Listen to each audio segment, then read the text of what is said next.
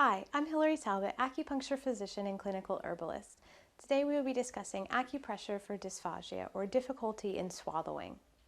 Now, this can happen from a variety of different reasons.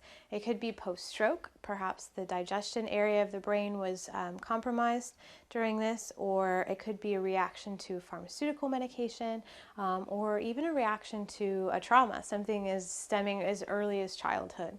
So I'm going to show you a point today, stomach 36, which has an auto-regulating effect on the body and has actually been used in some recent acupuncture studies for post-stroke patients.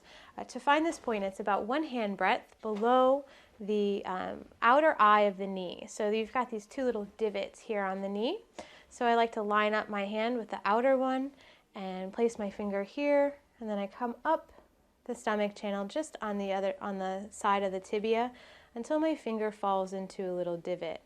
Now, you need to use moderate to firm pressure on this point for about 30 to 60 seconds at a time.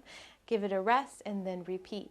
This point is of course found on both legs, so it doesn't make a difference as to which leg you want to use. Typically the left leg has an up-bearing action and the right leg has a down-bearing action, so perhaps if it's difficulty in swallowing, you might favor the right leg. Again, it's very important to understand where the dysphagia is coming from in order to accurately treat it. So if you haven't already, I encourage you to visit your local acupuncturist, and you can find one on acufinder.com.